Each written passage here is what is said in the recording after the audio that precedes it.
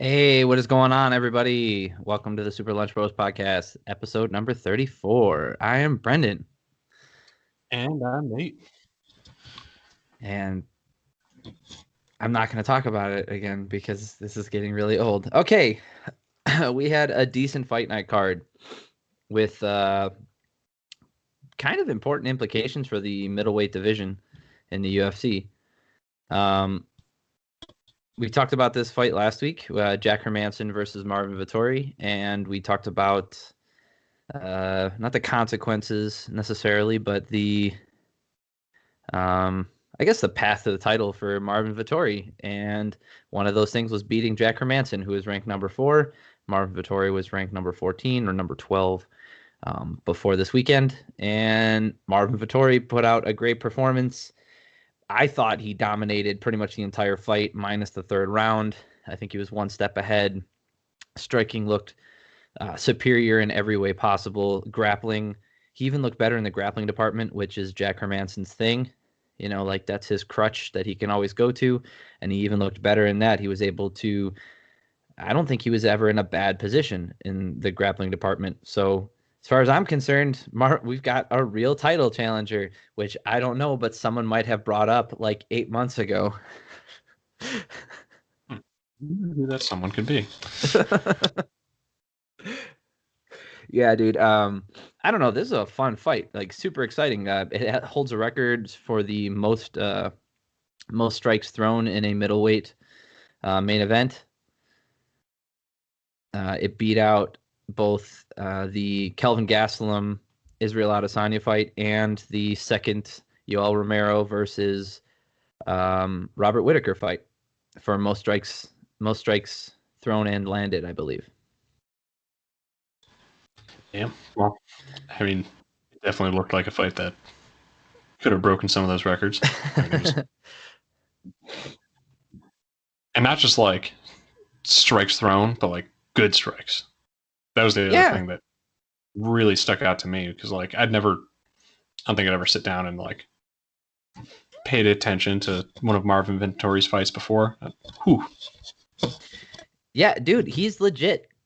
He's legit, and there's a lot to look forward to, especially with his attitude after the fight, saying that he was not impressed by his own performance and that he's gonna grow a lot from this fight. Like that sounds like a guy who is really hungry and wants to keep getting better. And he called out Paulo Costa. I think that's the perfect like I think we even mentioned that last week that should be like one of the next fights available to him. You know, like this there's I mean, okay, let's look at the rankings, but I'm pretty sure there's not much room for him to move up anymore. So let's say Hermansson moves down 2, right? Yoel Romero is still on there for some reason. He's going to be kicked off. We can talk about that later. So let's say Jack Hermansson gets knocked down one ranking. Let's say he goes down to 5. And then Marvin Vettori takes his space. I said he was ranked 14th or 12th, and Marvin Vettori was ranked 13. I mean, whatever. Split the difference.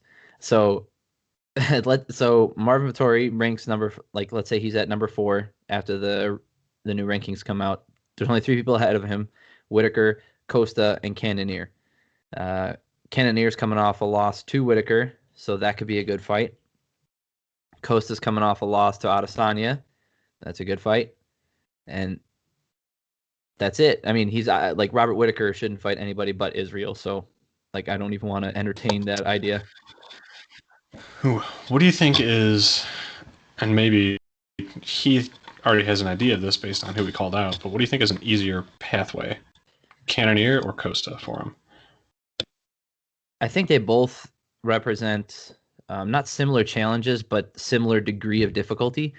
Where Cannonier has unbelievable power, decent cardio, and he less of a barrage of punches that he's going to get from Costa. Costa's more of a looping punches. He does have power, obviously. It's just he's a volume fighter with a little bit of power, whereas Cannonier is more one of those guys who can just put your lights out with any shot. And they're both incredibly strong guys. So I don't think either one of them is easier. I think they're both difficult. If I was him and I had to choose between one of the two, I might pick Costa because I think you can pick him apart a little bit easier. Where Cannonier is, I don't want to say he's more technical, but the challenge of beating Cannonier seems to be, how do I want to put this? It doesn't seem like you can beat him on straight technique just by that. Like you also have to avoid a big shot for 25 minutes, and that's very difficult. Whereas Costa, if you play your cards right and you don't rush in like an idiot, you're not going to get hit by like 25 punches coming back at you, and you can pick them apart from the outside. So I would probably take Costa. I'd like to see Costa fight Cannonier. I think that'd be a fun fight too. So if I had to pick off those two, I would also pick Costa, but less from who's an easier win aspect, because I do think that's somewhat of a toss-up too. Yeah. But Costa's coming off a title shot. So I think name recognition. Yeah, I think that solidifies more of an argument for him getting a title shot coming off a solid win against Paulo Costa versus Cannonier, who, hasn't necessarily been in the spotlight that way. Yeah, okay, I'll give you that. That makes more sense to me. That's probably also why he called him out as opposed to Cannonier, because as we've both stated, like if it's a toss-up between the two and they both present the same level of difficulty to get to victory, and one of them has a much more recognizable name in the UFC, then why not call that guy out? So yeah, he might honestly, the UFC might match him up with either one of them, or they might give him Whitaker. I just don't see anybody else. I just don't see anybody else who is currently ranked above him, right? That after this fight, that should be ranked below him. So you got Darren Till, Derek Brunson, Kelvin Gastelum, Uriah Hall, Chris Weidman, and Edmund Shabazian, and Omari Akhmedov. But these guys are all going to be ranked below him, and I don't see a compelling reason for the UFC to match him up with any of them. Coming off a main event win with this kind of performance against the number 4 ranked guy in the middleweight division, I think that it's pretty clear that you get what you ask for too a lot of the time. And he asked for Costa. He didn't ask for Cannonier. And if it's, it costs us a bigger name, so they could probably sell more pay-per-views if they want to put it on a pay-per-view. I don't know if that's going to be the main event on that. Well, obviously it wouldn't. It would be a main event on a fight night, or it'd be a 3-round, co-main event, or third from the main event on a pay-per-view type of deal. Yeah, dude, Vettori looked fantastic. I think he looked extremely restrained with his attacks. He didn't go crazy. He didn't put himself in bad positions. I mean, he overstepped on some of his hooks a little bit, and he was off balance. I counted like 3 times. I'd have to go back and watch it again. But there were 3 times where he was like, stumbling after a shot, really bad. The other times he was, ducking or getting out of the way, and he had to like catch his balance again. So that happens in transition all the time. He grappled when he needed to. He had a great switch on the Hermansson takedown. I think it was in the second round. Hermansson went for a takedown deep on a single, got him down to the ground, but then Vettori immediately got back up. Hermansson was still on that single, took him down again, and Vettori like scoots his butt out and hits the switch and gets on top of him. It was fantastic. Like, that's not, I mean, I'm not as well versed in wrestling as I should be for watching as much MMA as I do, but I will tell you that looked incredible.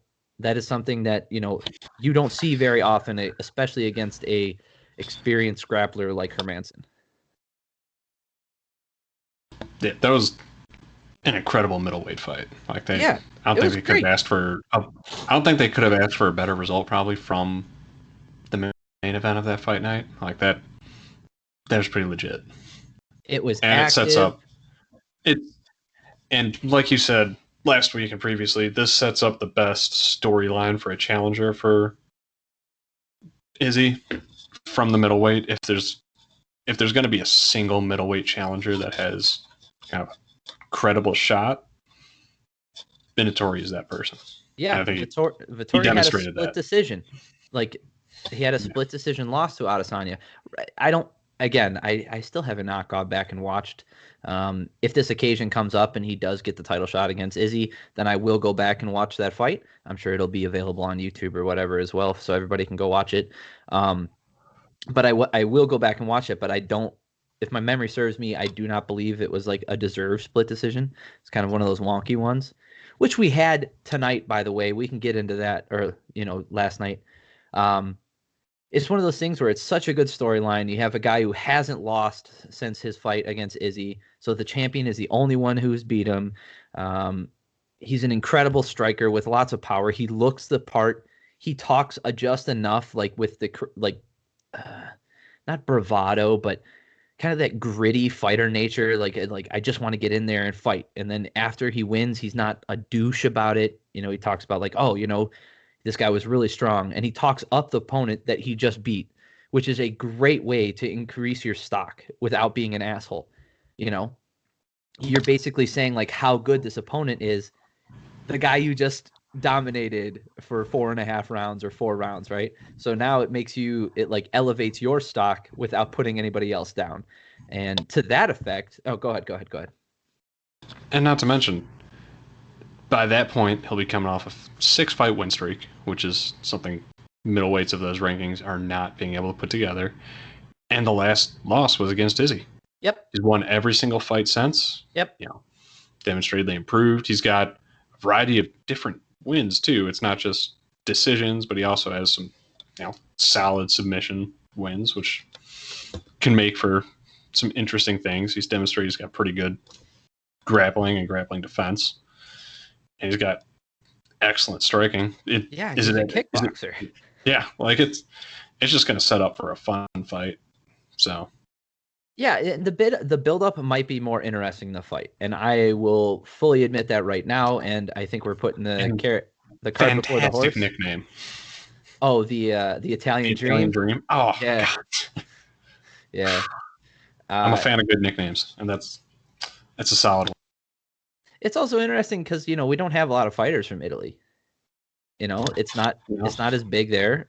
We don't have a lot of fighters in the UFC from Italy, and I mean, he's on track to challenge for the title at middleweight, and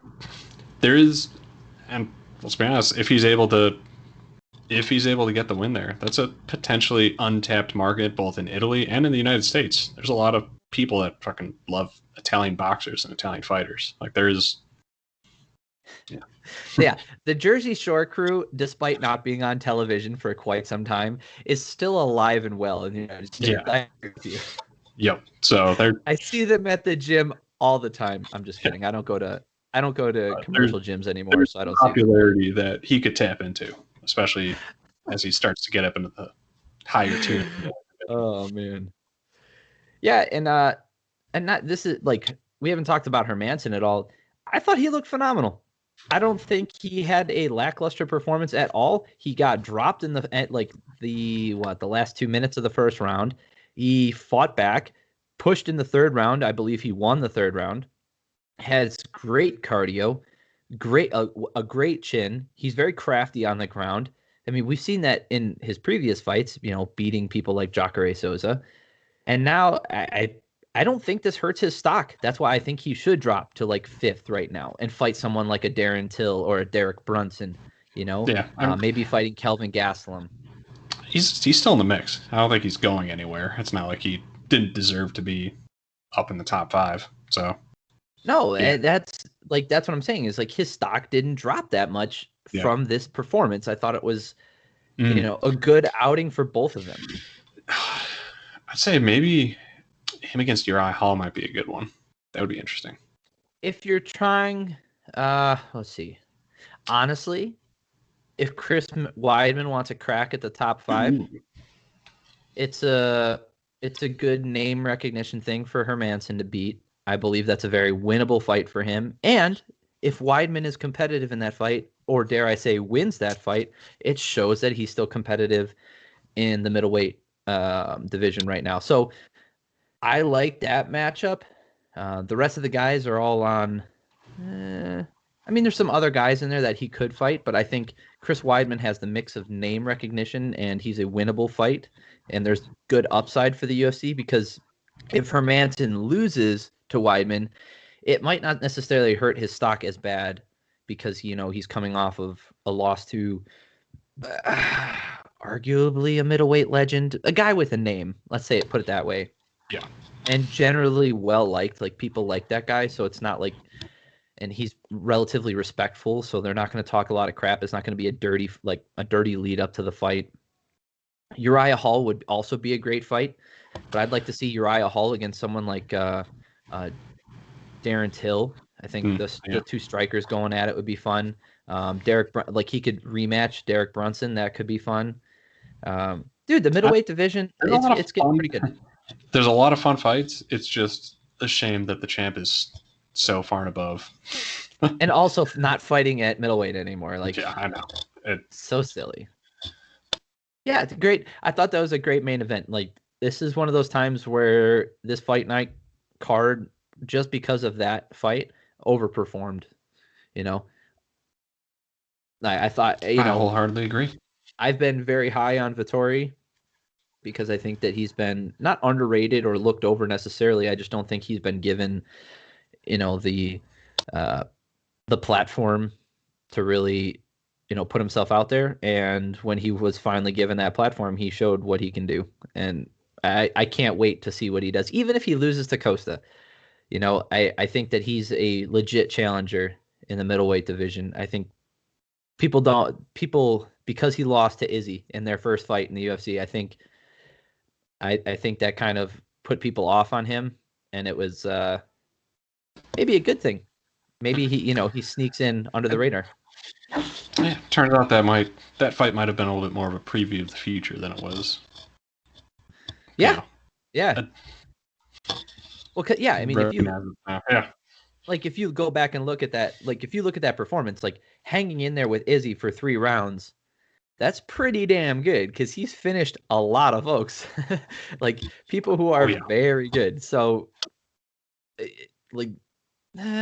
I don't know. I'm excited. We'll see what happens. I hope that they match him up with Costa or Cannonier, and we'll get a good title eliminator fight.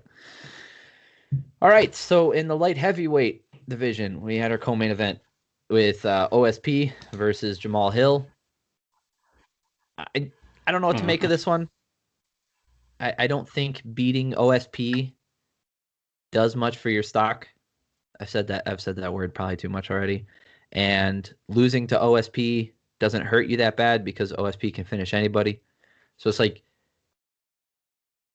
I guess it's a win-win or a neutral fighting St. Preux at this point because he has the name that people recognize who are fans of the sport. He has the skills to put anybody away. He's a very difficult out for anybody. But when you beat him, people always, they can point to his record and be like, oh, well, he hasn't won a really good fight in 4 or 5 years or something like that. But if you lose to him, they'll be like, oh, well, he could finish anybody. So it doesn't hurt you, but it doesn't give you too much. It's hard for me to draw anything from this fight. I mean, Jamal Hill's a really good fighter. I mean, I guess I could say that. A win's a win. Can't be. Yeah, I mean, he KO'd him too. Or it was a TKO. It wasn't a KO, but the standing knockout type of thing where OSP was just kind of defending himself a little bit. So that was that was the end of it. The fight before that was really interesting. Gabriel Benitez versus Justin James. Gabriel Benitez kicks like a fucking mule. That guy kicks so hard, and he knees Justin in near the end of the first round, right in the chest as he's coming in for a shot. So I'm guessing he's holding, either he was breathing out at the time or breathing in, and got kneed perfect in perfect place, perfect time, and just got the wind knocked out of him, collapsed on the ground, and he was completely fine afterwards. It's those things with body shots. I almost don't like watching a fight end on a body shot. Because it's Give him some time, maybe. I don't know. How are you feeling about Well, that? no, okay. So it's not that I don't think a fight. It's not that I don't think the fight should have been stopped. It was completely fine. That stoppage was perfect. Don't get me wrong. And I understand what happens when you do get hit in the body. What I'm saying is like I don't like seeing that because I know that that guy's going to be fine in 2 seconds, and he could keep He's just fighting. gonna he's just gonna feel like shit because the fight got stopped off a body shot. Yeah, yeah. He's So just like, God damn it. like getting kicked in the liver or punched in the liver real hard, like you can fight in like 30 seconds after that. You just have to wait until that pain goes away and your body recovers. It's not like getting hit behind the ear and your equilibrium goes off and it might not recover for the entire fight, or gassing out, not being able to perform, or being taken down and dominated or submitted, passing out like that, or your arm being put in a position where it's about to break. It's none of those things. Body shots are the weirdest because it's like you were compromised for 30 seconds and then that was the end of it. So I'm not complaining about the stoppage, nor do I think they should change the rule set to account for this. It's like it's a pet peeve of mine watching like a really fun fight end on a body shot. Well, gotta defend that body, I guess. I know. But Benitez looks really good, and if he kicks anybody in the stomach the right way, like ugh. Dolidze, like Roman Dolidze versus John Allen. This is the one that had the split decision. So if you have eyeballs, right, or even ears, maybe, you could have told like completely understood that Roman won that fight at worst by 29-28. Okay, he did get a 30-27, 132, and then one guy gave it 29-28 for John Allen. The same guy who gave the decision to Paul Felder over Rafael dos Anjos a few weeks ago, which they brought up on the broadcast. This judge has been the dissenting judge in many questionable decisions, and we don't have to reiterate how we both feel about this because we've said it too many times. It's one of those things that will keep getting pushed to the side and thrown under the rug because the decision was still right in the end. Right? They got the decision right. Roman did get the win. But we have this judge out there who is effectively marginalizing decision making in fights in the UFC because let's say the fight is close and he's always the dissenting judge where he's just so out of whack that he picks for a guy that, based off of I don't know what okay. Let me calm down here. I have no idea what he's looking for. If he's giving these fights to fighters who clearly lost the fight, what is he looking for? What is his criteria that he's seeing that the other judges are not? Who the fuck knows? Because all right. So I know we've complained a ton about athletic commissions and my frustration and your frustration, sometimes from different points of view on it. I want to throw something at you and see what you think about it. So you're familiar with Underwriter Laboratories. Yoel? Maybe. So if you go look at most electronic equipment, probably in your house, it's going to have a little sticker on it that says UL. Yeah, yes, Underwriters Laboratories. Yes. So my thought process is essentially boxing and MMA judges should just be a part of a private company like UL, one that actually fosters and grows faith and trust between the companies they support, boxing, UFC, and the public, not just a bunch of schmoes thrown together and elected officials for government that have very little to do with fighting. But what are the measurable punishments or ramifications for not doing your job? And that because this is the thing is because it's a private company. Yeah, I know that, but what I'm saying is like, what if you are the dissenting judge, but you have your show your fucking work. Honestly, show your work, and you can have fucking essentially, if you want to really like structure it, you can have a fucking like appeal or overriding fucking judge panel. So it's not like there can be some kind of either senior management or some kind of like senior evaluation to where if a judge is having a complete fucking 180 dissenting opinion from the other two judges, like, all right, present why, explain it. Essentially, Okay. like if they can't sell it or they can't explain it or they can't back it up, then all right, fuck it, we're throwing out your scoring on the card. Yeah, but you would have to, like, you can't have those because then you're not going to have decisions. Oh, okay. Hold on. Let's real quick before we get it, because there's one more fight on the main card. Matt Wyman, who's still fighting, got knocked out with a slam from Jordan Levitt. Ooh, We yeah. haven't seen one of those since Rose Namajunas got knocked out. So that was pretty incredible. Yeah, that was trending on Instagram quite a bit. That's pretty much the John Vellante, man, like, please just fucking take care of yourself. It looks like you're gonna have fucking diabetes, dude. Like, this is ridiculous. I'm not telling you not to live your life, or I'm not criticizing you. Clearly, you belong in the UFC. You're not a bad fighter. It's just, dude, I'm worried about your long-term health and wellness when I know that you're not, like, that isn't your natural frame. Anyway. Yeah, so, does the decision need to be made on the spot? And do we also, need to know the winner?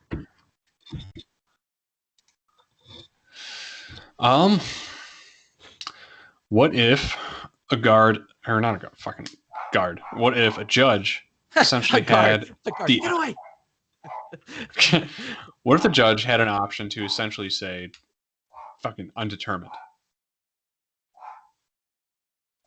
Ugh. See, and which allow and say, like, you know what? In my first pass of this, I couldn't make a solid decision. I need whatever the judge gets. How much time? If they get to rewatch the fight or something, or like I have to go rewatch it in a fucking enclosed environment, make my judgments then. All right, be able to fast forward, rewind. I don't know. What do you think? Okay, so this is, we're talking about this, so I haven't had time to digest it, but I don't like the idea that someone could just be like, I don't know, and then think for 24 hours or watch videotape on it and not come up with a decision, because it leaves so much room for there's too many variables there. I like them having to make the decision as we go and score it round by round. Like, you should be able to score each round. Even given the current rule set, you should still be able to score each round, and you can have a different opinion and still be correct. If damage is the most important thing that you're supposed to be judging on, one of the most important criteria, which it is, damage done, that is subjective. So you can have, until we have a way to measure that, which we've brought up before by putting, but again, even with measurements in the gloves and figuring out force and impact and those kind of things, you're never going to have an exact calculation based off of, like, the person receiving the damage, because damage done is like you break someone's nose, it might take less force on one person than someone else. I would argue that a broken nose is more damage than a non-broken nose. And, like, so I like some people bloody very easily, basically, from just getting tapped. Diaz. Darren the Damage Elkins. Guys bleed, like, what's his face? Crap. Has the weird guru coach. Diego Sanchez bleeds almost immediately. Frankie Edgar, you breathe on his nose and his nose bleeds. It's just what it is. So, what I was thinking initially in my head is, you have 3 judges the way we do now, and if you have a tie or a dissenting judge or a split decision, not a split decision, but, like, let's say a judge doesn't make a decision on a round. His card just gets thrown out and you go to a 4th judge, right, who's there by the side. The problem with, like, people are always suggesting, like, oh, we need 5 judges. How about 10 judges? Guys, these have to too many judges doesn't make it clearer. It's just it could even add more confusion. But I'm not even worried about clarity. I'm worried about reality. These are people that need to be paid, and you can't have them be employees of the UFC. right? So an organization of some sort needs to be paid here, right? Which is why I like an independent regulatory organization, which aren't government officials, like Underwriter Laboratories. Okay, and no, that's fine. It's just, yeah, I don't think that the current judging, like the current scoring criteria, is necessarily the best. But as much shit as we've all given it in the past, I don't think it's the worst way to judge a fight either. Like, I probably go ahead.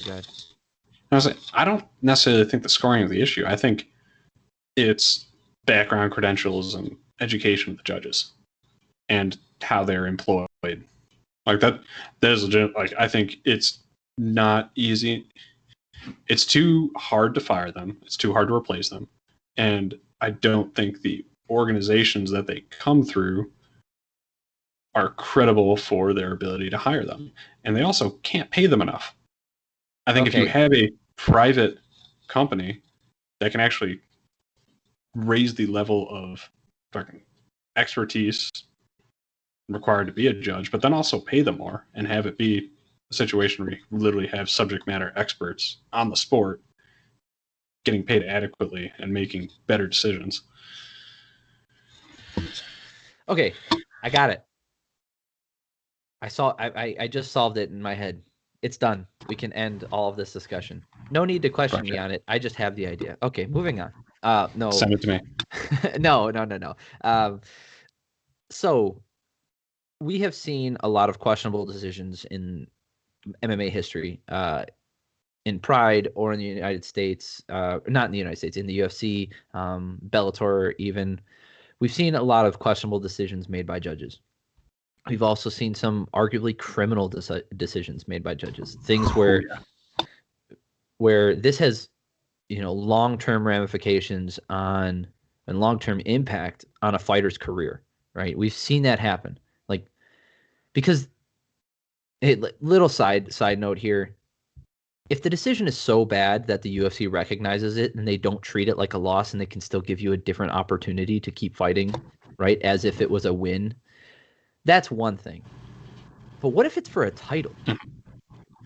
You officially do not get to have that title now because of that decision, and that's a rough one. And I don't know how you can justify that or rectify that situation without like irreparable damage to like the organization itself and the rules and regulations that everything that binds it. Like, the current situation sucks. Here's my solution. You have a similar judging system to what you do now, right? You still have 3 judges. Obviously, we can let's get rid of judges who suck. Let's get rid of judges who suck. But the way we do that, here's a way we can get rid of judges who suck without being subjective. Okay, we be objective and we give them a opportunity to defend themselves. The current appeals process absolutely sucks. There's only been one fight I can remember in the past 10 years that got overturned that wasn't necessarily like a drug thing or a failed test or like something like that, right? I can only think of one fight. I forget the guy who was fighting, but it was one of those times where it was like a guillotine. It was and it wasn't in. The guy thought he was out and he called the fight. Damn it. I know which one you're talking about. It was that really terrible judge who's gotten a lot better. That referee has gotten incredibly better at his job. Like, he is so much better now. But anyway, the appeals process needs to be fair and legitimate without the organization that puts forth the judges being the governing body that gets to judge your case, right? To be the judge of the judges. Like, that's garbage. You need to have a third-party organization, a different governing body, right? So maybe this could be, to your point, where you have it be a private organization. That would fit better into this as well, and that's fine. But here's the thing. If you have a proper appeals process, right, where you get to present your evidence, like, hey, this is why this fight should have been a win for me. I can show you with evidence. I can show you with I can show you video evidence, I can show you audio evidence, and I can show you round by round why I should have won this fight. And you provide the evidence, you put forth your evidence. Mm-hmm. And then if that evidence is compelling enough, you get that overturned to a win or a draw or a no contest, whatever it might be. And then now we do an investigation on the judge. Like, how egregious was the judge's decision? Was it something so bad that clearly he doesn't know what he's doing? Or was it one of those times where, like, from his current seated position, it was so close? And I would argue that the appeals process would really enlighten and illuminate how bad the judge, or how the judge didn't necessarily do a bad job. What if there's a controversial decision, but it's because it's close? Yeah. Right. And does happen. Now, yeah. And your appeals process goes through and they say, no, this was too close to call. Like, the decision stays. Just how they do in football with a replay, right? A challenge. Yeah. Right. You have to show visual evidence that it has to be compelling enough to overturn the initial decision. Right. Like, if you don't have the visual evidence to show that, and it's still really too close to call, then the decision stays. And then clearly that judge, it wasn't out of his mind. So I think it solves a lot of the problems all at once. But if your idea goes through where you have like a separate organization, it's even better, because now, like, the governing body gets to have, like, you don't have vested interest in the employees. Yes, exactly. That's also a huge problem. It's damn near impossible to fire a government employee as is, let alone one connected to something as fucking weird and out there as an athletic association. So, yeah. The government is so screwed up. Like, I know overall, like, again, we dog on the government a lot because we were both employees, and you're still an employee of the government. And my grandparents were employees of the government, and I've had, generally speaking, most of the people who work in the government are just doing a 9 to 5, guys. That's all. They're just doing their job. Yeah. Okay. Like, they feel about their job is exactly how you feel about yours. Some of them love it. Some of them hate it. Some of them just do it for a paycheck. And that's exactly what it is. And as a whole, it leads to some really weird situations like what we have in, these athletic commissions. It's very strange that we have these employees who don't necessarily want to be there, like, determining the, like, life and career outcomes of other human beings. It's really shitty. You can very easily find bad employees in all walks of life. Of course. The hard part is, in the government, being a bad employee doesn't make you fireable. If you're not doing if you're not doing something negligent or, like, harmful to someone else, you can still be bad at your job and get a paycheck, and no one can really do much about it. It is significantly more difficult. Yeah, that's the thing, is that there's people come from all walks of life and end up in the government. And hey, fucking good on them. If they got the job and they're getting their paycheck and, like, doing their thing, there's nothing wrong with that. Yeah, I'm not. When you make decisions that directly affect other people's lives, I don't blame existing judges for the system that they're a part of. Yeah. I do have problems with the commission as a whole, and I do have huge problems with the system. I don't think it's the judge's fault that they're in this system. They're trying to make their way through it. Yeah, and some with more passion than others, obviously. Yeah. All right. We have a pay-per-view this weekend. Yeah, we do.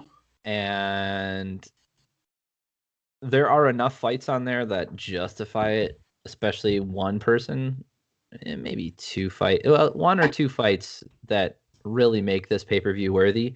The title fight that is the main event absolutely does not. It should not be the main event. I don't give a shit. Yeah. There's another fight on there that needs to be the 5-rounder that should be the main event, and because it's not for a title, unless it's a main event, it's only 3 rounds, and that's criminal. All right, let's quickly discuss the flyweight title fight with Davison Figueiredo versus Brandon Moreno. Brandon Moreno has crazy cardio. Deiveson Figueiredo has crazy cardio. Brandon Moreno hits really hard. So does Deiveson Figueiredo. If you don't at that weight group, what the fuck are you doing? Let's be Yeah. They both have incredible jiu-jitsu. They're both great fighters. And Brandon Moreno is absolutely a hard test for Deiveson Figueiredo. There's no doubt in my mind that this is going to be an entertaining fight for however long it goes. But I don't care because I'm good. I'll say this until DJ is like totally retired, he's still the best flyweight in the world. He just is. And then even if he's not the best, fight for second place. Not even second place.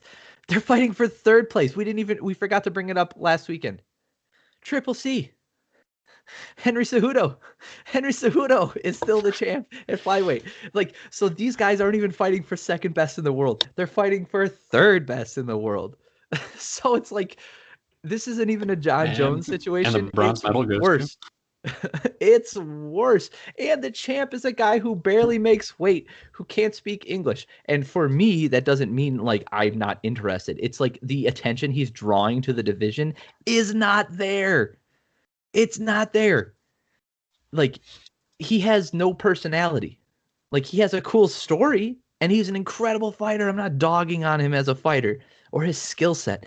It's just, you are in the lightest division, the lightest male division in the UFC, who the division almost got cut from the UFC because of lack of interest.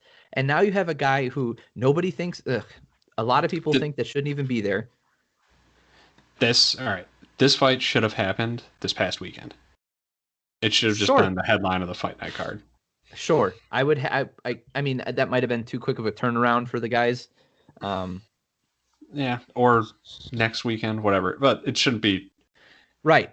So let's talk about the true main event here, the one that should be 5 rounds, because what the fuck? This is Why are you putting Tony Ferguson in a fight that isn't 5 rounds? This is bullshit. It's bullshit.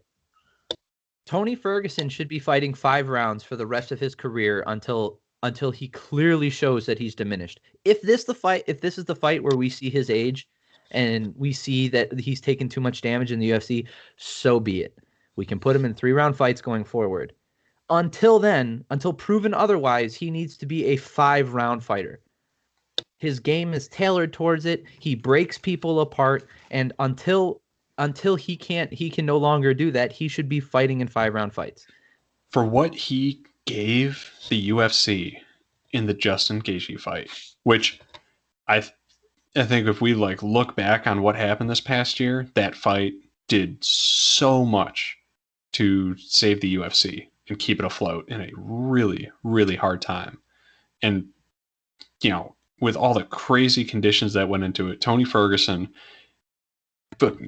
cut his heart out, just cut his heart out on the fucking octagon and gave it to the UFC to keep the UFC afloat, and gave them one of the best performances that we've had in years. And you're going to just 3-round fight against a very challenging opponent who has not enough name recognition. Like, I've said this way too much tonight. I don't know why it's on my brain, but Charles Oliveira, to the outside of the MMA community, nobody knows who the hell this guy is. Yeah. And he's insanely good. And he has crazy jiu-jitsu. So Tony Ferguson might not even have the advantage on the ground that he usually does. But wouldn't you like to see that over 5 rounds? That's what I'm saying.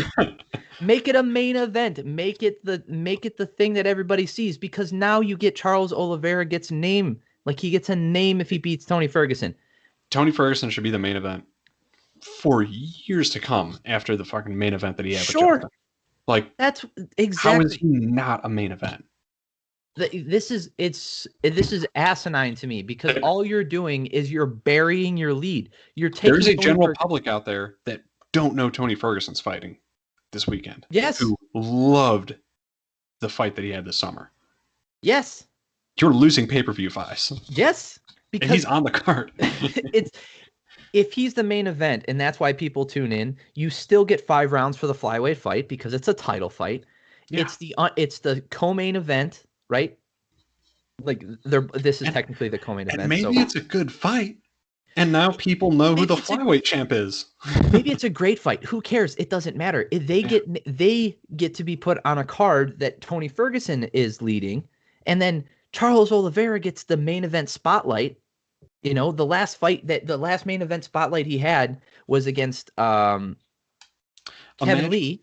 Kevin Lee in that the Corona fight. Yeah. God. I'm trying to think of like a comparable situation here for like imagine putting Francis Ngannou like not as the main event of a card just because he's not the champ. Like it's just such an asinine move by the UFC. I don't understand whose idea this was, what the thought process was behind it, but I mean, Tony Ferguson absolutely has name recognition. He got it out there. He is a fighter that people want to see. And he's a fighter that people want to see for 5 rounds. Like it's just unbelievable. I don't know. My comparison was like, would you put Francis Ngannou in a 3-round fight on the bottom of this card? No, I mean he was in a 3-round fight against Rosenstruck recently. Okay, and maybe that's not a fair comparison, but for the star power and like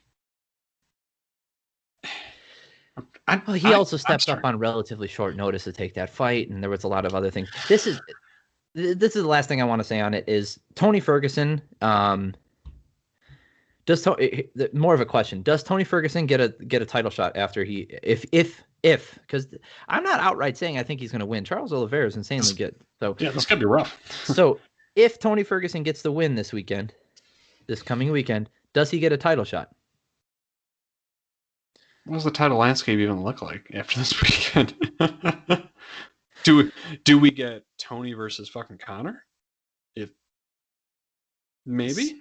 So Tony Ferguson is number 3. We got Conor at 4, Dan Hooker at 5, Dos Anjos at 6. That'd be fun. Paul Felder at 8. Anything lower than that means nothing to me.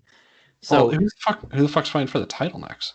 Well, so Conor McGregor's fighting Dustin Poirier, but it hasn't been stated whether or not it's going to be for the title because, like, apparently they think Khabib's coming back, which possibly. I don't think so, but I wouldn't put it. Right. Here's my UFC plan. Leaving Khabib out of it. Tony and Conor fight for the title. If they both win. Okay. But when is Conor supposed to fight Dustin? Is that December or is it January? I think it's still in December. Okay. Yeah. Well, it is December. So sometime in the next month he's fighting Dustin.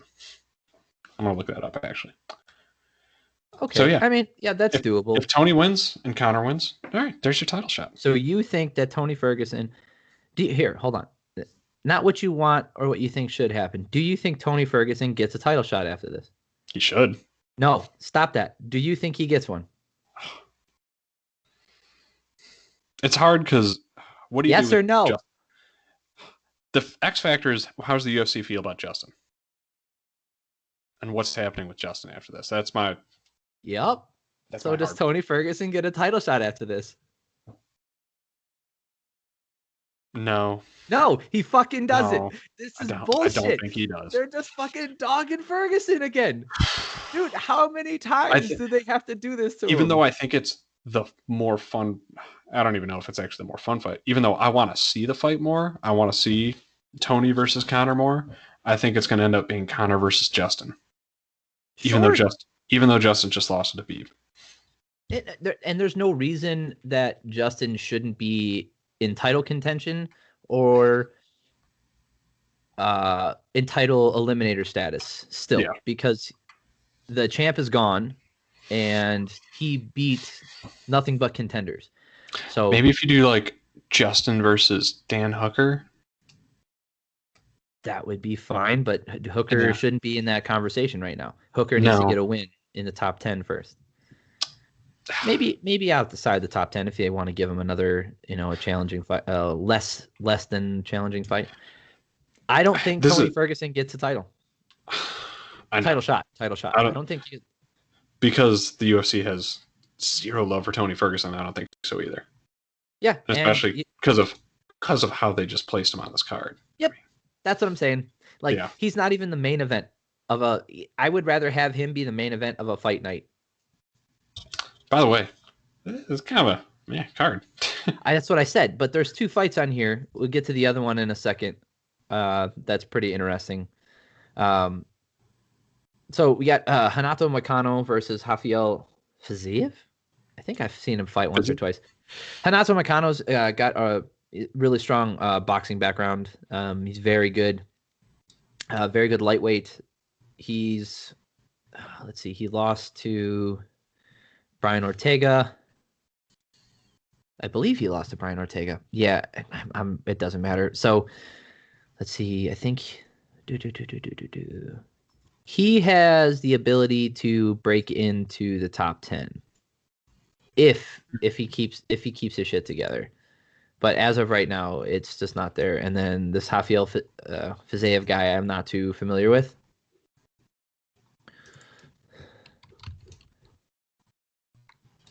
Rafael Fiziev. Yeah, I'm not familiar with him either.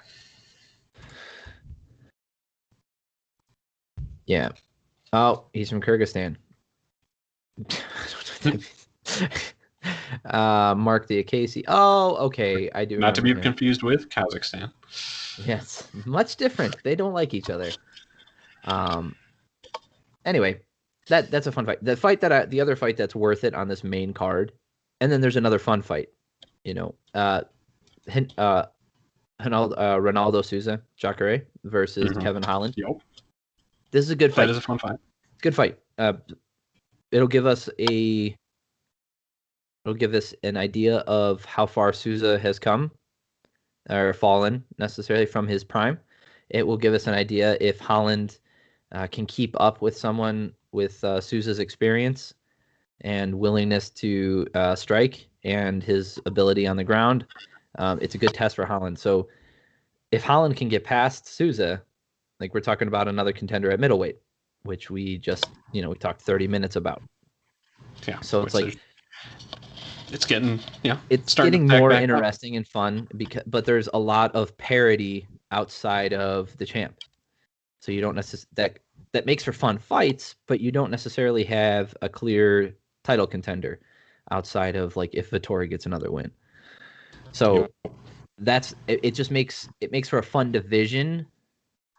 But when Izzy is just dominating people the way he has been, every time a contender goes up, like, he's like you said this earlier, and we've said this before, he's so far and away the best fighter in that division until proven otherwise. So he's far and away the best, and now we're just talking about like people challenging for second place. So it's kind of weird. But back to Souza, Jacare has had a rough go of it. He has been one of those guys who tried his hand at he tried his hand at light heavyweight to like obviously pretty shitty results. So I don't know where he stands with his career and how he's going. Like he has he beat Chris Weidman with that KO in a fight that he was losing. Before that, so he was splitting wins and losses. He beat Vitor Belfort. Oh my God, that stupid bullshit loss against Yoel Romero. Before that, he was on a 1, 2, 3, 4, 5, 6, 7, 8. He was really fucking. That kind of, I don't want to say it tanked his career, but it was a huge. He was on an 8-fight. He was on an 8-fight win streak. Yeah. He was on an 8-fight win streak and then loses to Yoel Romero, beats Vitor, whatever. Beats Tim Bosch, also whatever. Loses to Whitaker. That was Whitaker's rise to fame right there. That was a big deal for Whitaker, right? He beats Derek Brunson, loses to Kelvin Gastelum in a split decision. I don't think it should have been a split. And then he beats Chris Weidman in a fight that he was losing, so he didn't look so hot there. Loses to Jack Hermansson in a lackluster performance, and then loses to Jan Blachowicz at light heavyweight. And again, a very boring fight. Who is now the champ, though? Yeah, fine, but it was a boring fight, and he didn't this is kind of a test, like I said, to see how far he's fallen. Like let's see if he still got it and if he still wants to win, or if he even like if he can anymore. So, but that's what I'm saying though. This is a fun fight because it'll show us like the future of Kevin Holland and the future of Jacare. Like if we get an insane performance where both these guys are going back and forth for 3 rounds and there's like it's a close decision and whatever, and like both of them clearly show that they have it. We get Holland rising and saying like, oh, clearly he's a contender in the middleweight division, and then you've got Souza who's still active in it and can still perform on any given night. That's like the best case scenario. The worst case scenario is Kevin Holland goes in there and knocks out Souza in like 2 seconds, and we learn nothing about either of the guys, except that, Jacare doesn't have a freaking chin anymore. Which leads us to the opener on the card is Junior Dos Santos versus Cyril Gane. I'm always down for a JDS fight, and he's one of those crafty guys who he's been trading wins and losses lately, but he's still never count him out. He's still a tough out. He doesn't have the power that he used to, whether that be due to age or drug testing. I'm not interested. I don't give a shit. I've made my opinion on that very clear. I don't care. I just know I can tell you what the evidence is that he does not have the power that he used to. Right? But he is still a superb fighter, and I'm always game for a good JDS fight. He has not aged as gracefully as Alistair Overeem. That being said, he had some absolute fucking savage fights. No. You do not get to like say that. Alistair Overeem has been hit by more things than anybody on this planet. I know, but like I'm pretty sure he's been hit by cars, trucks, baseball bats. Yeah, planes, trains, automobiles. I know he's sure hit them all. He's probably fallen and hit his head on a table. People have hit him with steel chairs. Like the guy has been hit by everything, and he has aged as gracefully as you can given all of those circumstances. Junior Dos Santos has not, because his fighting style depends on power. Yes, that is fair. But I still love watching him fight. Oh, of course. He's an amazing personality. He's such a nice guy. It's you can't root against JDS, right? But I do miss the old Sagano where he would go in there, swing big hooks and knock people out with that right hand. That was fun. And then obviously when he picked up that spinning back kick and knocked out Mark Hunt, when Mark Hunt was like unkillable at that point. So much fun to watch. It's sad when you think about where the fighters are now. It's not sad. JDS is still with it. But what I mean is like it's if you were to just come into MMA now, right, and you see JDS fight this weekend and you see his performance, however good it might be, like it's not the old JDS. And if that's your introduction into him, you're like, what is this old fart doing here? Like he sucks. Like people just miss so much of what he was. Huh. There's some fun fights on the prelims too. Hell yeah, Killer Cub. Yup, Killer Cub and Angela Hill on the prelims. That's Daniel Pineda. Mackenzie Dern. Yup. Dang. I'm fighting somebody. And then you got You know what? I have given the UFC shit for this in the past, so I will at least give them credit where credit is deserved. They are bringing Mackenzie Dern up the correct way. Yeah. Good for them. People find her very attractive. Again, it's not my thing, but people find her very attractive. She's very skilled on the ground. Her striking has gotten a lot better. She's making the weight now. And now she's getting, I don't think an increase in challenge necessarily, but they're bringing her up the right way. Yeah. So they're working her up. Yeah, and Angela Hill. So you got Billy Quarantillo, who's I think he's a good grappler against Gavin Tucker. Don't know much about him. And then you got Tisha Torres versus Angela Hill. Hell yeah. Let's do it. Overkill. So I know more about these fighters than I do about Daniel Pineda and Cub. Like Cub Swanson, I know quite a bit about. I think that fight's going to just be fun. But I'd have to go back and watch Daniel Pineda's fights because I'm sure I've seen a ton of them. But Tisha Torres versus Angela Hill. So Tisha Torres has shown a lot of improvements in her game to where she's getting decisions more often now, and she's sitting down a little bit more on her punches, and she's got a little bit more power. But these two fighters have a lot in common, not necessarily with their fighting style, but how their fights go. They both go to decisions a lot. Yes, that's a common occurrence in the strawweight class, but these two women don't have a lot of power in their shots, right? They're volume strikers, and they both have really good cardio. Tisha Torres probably more so by a little bit. Angela Hill's probably going to have the length advantage. Just from my memory, I don't have their stats up, but I'm almost sure because Tisha's very short. The Tisha might have the strength advantage. So I predict that this will be strawweight fights are usually fun. They're both really good strikers, so I think it's going to be a fun time. And both of their fights are usually pretty fun too. So that's why.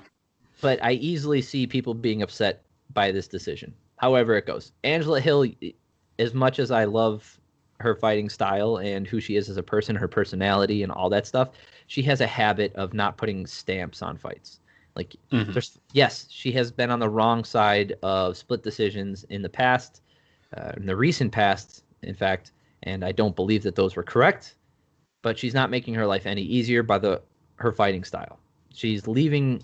I don't like the phrase "leaving it in the hands of the judges" because that shit happens, right? You're not. Why don't you just finish them? I don't know, because they're also the best in the world at what they do. Like, I'm fighting the 0.001% of people on the planet who I can't knock out. All right, like, so like that's why I didn't get the finish every time. So she's not making her life any easier, which you should expect to reflect reality. But yeah. But Angela Hill's gotten so much better, and like her fight IQ has gotten through the roof, and she's putting herself in that.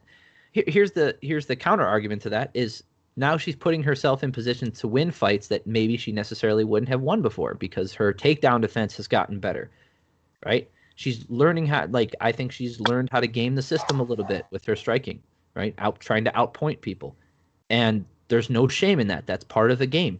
Right, that's how John Jones wins fights now. There's nothing wrong with that.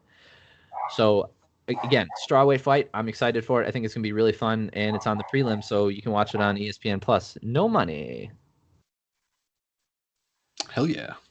Let's see, Sergey Spivak versus a great black and white guy. Can't see it. Carl Roberson. That'll be a fun fight. And Li Jingliang versus Dwight Grant. That's weird. He's fallen from grace quite a bit. Lee hits really hard, but he's kind of an asshole. Like I've seen a lot of his fights, and he'll get like eye gouges and not eye gouges. Like he'll poke the fighter and he'll kick him in the nuts a lot, and he'll get away with fence grabs and shit. Like he's just kind of a dirty fighter. Like Mickey Gall. I don't know if I've brought this up before, but I never hear anybody in the mainstream talking about this. Is Mickey Gall's kind of a dirty fighter. Like he bit Diego Sanchez. He grabbed the fence constantly. Just fucked up. Yeah, like against. Oh crap! He just fought like last weekend. Oh poop. Anyway, there's certain fighters that are kind of dirty, and Mike Perry. When Mickey Gall fought Mike Perry, he grabbed the fence a bunch of times, and he was doing a bunch of illegal shit and never getting called for it. I guess one of those things where. Like it's a pattern that he's kind of a dirty fighter, and Lee kind of has that thing about him. So, anyway, that'll be fun. It'll be a fun fight night, or not fight night, fun pay-per-view. I don't see it blowing anybody's doors off. It's not going to break any records. I don't see anybody buying this. Considering the names on it. Yeah, I don't see anybody buying this. To be honest with you, this might. I don't even know if this will do 200,000 buys. I can promise you something. I will not buy it. Me either. Like I'll probably go somewhere to watch it. And I would have considered it if the names were flipped. If Tony was the main event, yeah, probably. I cannot support the UFC for doing this to me. That's my protest. Dude, look at the fight card after this. Look at the fucking names on this fight card. If anything, this should have been the pay-per-view with Tony leading it. I'm pulling it up right now. Wonderboy Thompson versus Jeff Neal. Oh, fuck off. Jose Aldo versus Marlon Vera. Michelle Pereira versus Kalen Williams. Marlon Moraes versus Rob Font. And Marcin Tybura versus Greg Hardy. What This is a fight night? Bilal Muhammad versus Diego Lima. What? Sajara Eubanks versus Payne Kinzinet. Whatever. Duran Win. He's on. He might get the win. Anyway, Antonio Arroyo. That's a whatever fight. Zahabi. That's a decent one. Jamie Pickett. Rick Glenn versus. Anyway, the main card is stacked. We got it. Okay, we'll talk about that one next week. But that's what I'm saying is like, this should have been the pay-per-view. All of these names deserve to be on the pay-per-view. 100%. This is wow. You have Jose That's Aldo. Just amazing. Jose Aldo is the co-main event on a fight night card. And Marlon Moraes is the fourth from the main event. The guy who just fought for the title. This is amazing. What the fuck is going on? That's such a wow. Yeah, and like this weekend we have Davison Figueiredo versus Brandon Moreno. Okay, Tony Ferguson versus Charles Oliveira. All right, good fight. Other guys, old names, and then a prelim card that's okay, not bad. Like, this is a fight night card. All right, so no offense, Bellator. This UFC pay-per-view looks more like a Bellator card. No, there's no than offense. It does UFC card. Bellator just doesn't have the roster. Like, that's not their fault. They're built, like, it takes time to build it. Oh, I know. That's why I said no offense, Bellator. Like, but you know, you get a bunch of people that most people don't know. Man, I'm offended. Listen, you get a bunch of people that, you know, who are skilled fighters that people aren't very familiar with, and then a bunch of old timers that you throw on there to try and get them to watch your fight. Like, that sounds like more of a Bellator move. Yep, that's a Bellator. Come on, UFC. Yeah. All right, so a couple notes of the UFC. One thing that I will change. Yeah, so Yoel Romero separated ways with the UFC. Actually, vice versa. UFC separated ways with Yoel Romero. If you've ever listened to any of our podcasts, you know my opinion on Yoel Romero. I'm not going to dig into that, but I will tell you that I am excited for his future outside of the UFC because he gets a clean slate, right? So if he goes into another organization and blows the doors off of every fighter, now we have a legitimate reason for him to be in title contention. We have a legitimate reason for him to hold a title, and his career can move on without him log jamming or creating this false narrative of contendership in the UFC that just doesn't belong. You know, we've done a deep dive into his career in the UFC, where I think he belongs in the rankings. I've justified those with the evidence of his record and the people he's fought and their records after they fought him and beforehand. You know, I know I've seen around Twitter, people are surprised by this. I mean, I'm not surprised at all. Like, how can you justify keeping someone around who disappoints you at every turn, who doesn't show up, either doesn't even show up to the fight physically, like ready to go because he misses weight, or doesn't show up mentally or prepared, or doesn't perform the way that he talks shit about, all those things, right? I'm not surprised by the cut at all. I understand that people are blinded by their like just weird infatuation with him as a person and a fighter. I don't get it. Never have. I've been, like I said, I've been very open about this. And like I said, I'm also very excited about him going to Bellator or ONE, right? Or the PFL. Like, I will watch his fights. Like, I'm very excited to see how he performs against those caliber of opponents, because against them, he might be the best in the world. Outside the UFC, he might be the best, right? He might, or we can see him, you know, in actual challenging fights against guys that, you know, are at his skill level, right? That he's willing to put himself out there for, that kind of thing. And I would be very interested in seeing that. So, you know, all the best to him. I wish him no ill will. I don't like that kind of stuff. I'm not, Like, I'm not holding a stupid grudge that he's never hurt me physically or emotionally or, financially. I don't bet on fights. So, I have no personal grudge against him. I just didn't like the UFC's handling of his career. I didn't like him as a person, like how he talked in the UFC. But I'm very excited. Like, I'll say it one more time. I'm very excited to see where he goes from here. I am too. Yeah. I don't have much to say about him.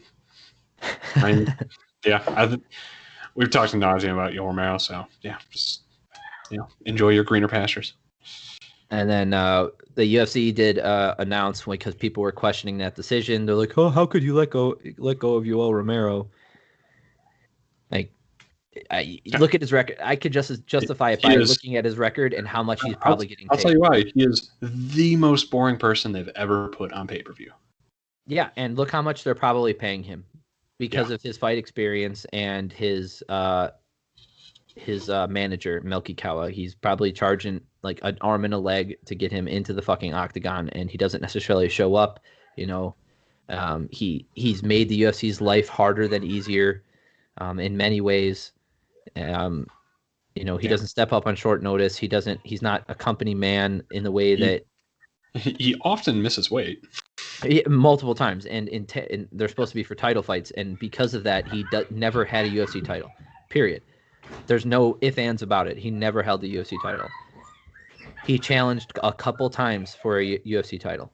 In fact, I don't know if he officially did. I think he only officially challenged for a title one time, because I think when he fought Robert Whittaker the second time, he missed weight because he fought Luke Rockhold for the vacant belt. Missed weight, so he couldn't actually get it. And then I think against Whittaker, the same thing happened. He missed weight in Chicago. Yes, he did. Yep. And so he couldn't even get. So he officially challenged for the title one time. There's no questions, no ifs, ands, abouts about. No ifs, ands, abouts. Wait, what about no the Izzy ifs, ands, fight? or buts about it? Good grief, huh? What about the Izzy fight? That's the only one. He only challenged for the title one official time in the UFC. Okay. Every other time he could not have won the title. There's only one opportunity he was given to get a belt officially. Actually, he was given the opportunity to get a belt 3 times. And 2 of the times he couldn't do it because he missed weight. That's a discipline issue. And then the 3rd time he stood still for 40 fucking seconds of the fight. That's how he started the fight, by standing still, and then shuffled his feet for another 10 seconds and then proceeded to bitch and complain. So I'm excited to see him knock other people out in other organizations and how he performs against other competition that he hasn't faced yet. So that'll be fun. Yep. Without jamming up the UFC's middleweight division anymore. Yeah, it'll be interesting to see who else gets cut or how much they thin out certain divisions. Yeah, so that's the other thing that he said is we're probably going to cut. I've seen upwards of like fighters. 60. Yeah, 60 fighters. They currently have how many? Because it hovers around like 400, 500, right? Yeah. How many do they have? 71 countries. Oh, good grief. But I don't know. They're going to make some cuts. But yeah, when you think about it, yeah, cutting 60 fighters, that's not that many. And but it is, I imagine it's going to include quite a few people that will maybe surprise people or be favorites, just because there's probably quite a few fighters that are either on losing streaks or not close to title contention in any way. But because of how many fights they put in and their contracts are getting paid quite a bit. So I imagine it's about return on investment, right? Yeah, if I'm paying him $20K a fight and I estimate his value at bringing in $40K a fight, I'm going to keep paying him. I don't care. Like if you see OSP get cut, that might not surprise me. No, I wouldn't be surprised either. Yeah. OSP getting cut. Here's the thing is, so they have a top 15 in the rankings, right? That's the official rankings from the UFC is top 15. Mm-hmm. And there are 1, 2, 3, 4, 5, 6, 7, 8, 9, 10, 11 official divisions in the UFC that have rankings, which let's do some math here so I don't screw this up. That's 165 fighters. Okay. So if you want 30 fighters in each division to keep it fresh, you double it. You get 330 fighters. Right. So then you go all the way up to 400 fighters. You got an extra 70 fighters that you can put into those divisions. That's plenty of fighters to pull from. Yeah. And some of those divisions don't need 30 fighters. Yeah, and that's what I'm saying. It's like there are plenty of fighters that mix and match. There's people always on the cusp of getting cut or just entering the UFC. Plenty of things. This is not. I don't think this is as dramatic as people are making it out to be. I think this is a normal thing. I think it's overdue, probably. Yeah, probably. I mean, and it's just the UFC needs to cut some costs after a rough year all around. Probably it was probably more expensive. I don't think so. I mean, it was probably more expensive than we realized to put on a lot of what they put on this year. Yeah, sure. I'm not saying that. What I'm saying is I don't think this is a cut to save money. I think this is a normal process. Oh yeah, I think. But I think part of that normal process is a cost saving too. Oh, of course. But I'm saying this is a normal thing. I think when they asked him how much, I don't think it's a desperate cost to save money. Maybe that's the way people are trying to interpret it. No, they're acting like, oh my God, the UFC is falling apart and they're going to cut all their highest paid fighters and only going to bring in contender series guys. Like, is that a possibility? Sure. But like, you think that the UFC is going to dilute their product so much and get rid of all of their top fighters? No, they're not going to do that. Like, they're going to make very careful decisions, like getting rid of guys like Yoel Romero, who cost a lot but don't get a return on their investment. Exactly. Like, he might bring in eyeballs, but he's aging. They can't give him in good faith or in good conscience or with good reason give him a title shot unless he gets 2 more wins. And in that, you're taking out probably 2 younger contenders that are going to have a longer future in the UFC who can build a name for themselves. And even if he were to get the title, how long is he going to hold it? How much money is he going to make for the UFC? Is he going to make weight for it? Like that. So like I think cutting him isn't long overdue. I think it makes sense when they did it right now. I think that makes sense to me. And there are probably a lot of people in a lot of divisions who are costing the UFC money and not actually making them a profit. And at the end of the day, the UFC is a business. It's not a charity. This is a business, a entertainment business that has to make money in order to continue existing. And in order to do that, you're going to have to cut out people who aren't making you money. Like, that's just how it goes. As much as you might love a fighter or think that they deserve better than they've gotten. And I know that this has happened in the past where I've been very upset about a fighter getting cut from the UFC and we've talked about this before, fighters not getting the opportunities that we felt like they deserved, i.e. Robert Whittaker not getting the fucking title shot next. Like, or maybe he will, but, making him sit on ice while they wait for Izzy to dick around at light heavyweight. Like, I've made it very clear that I didn't like that decision. But I don't think that this is necessarily, something that is out. Like I already said this. I don't think it's something out of the ordinary. Yeah. No, this is normal. This is a business trying to make money here. And I don't begrudge them for that. I don't begrudge them for a lot of the things that they do because it's like some of the stuff is just out of their hands too. Like, we talk about the scoring system and the organization, like all of this stuff. They don't do that. I think it's bigger news than it needs to be because there's not a ton to talk about. Yeah, because this weekend we had a good, exciting main event, but they can't really get a title shot right now. So that wasn't really for a title eliminator fight. And Yoel Romero getting cut was big news to a lot of people. And they asked the question, and that's the biggest thing from the weekend. That's why this news cycle has been very boring, and I'm sure it'll go away in like the next 2 or 3 weeks, especially after next weekend. Oh yeah. Alrighty. All right, guys. Damn it, we forgot to say it at the top again. Son of a bitch. Thanks everybody for listening again.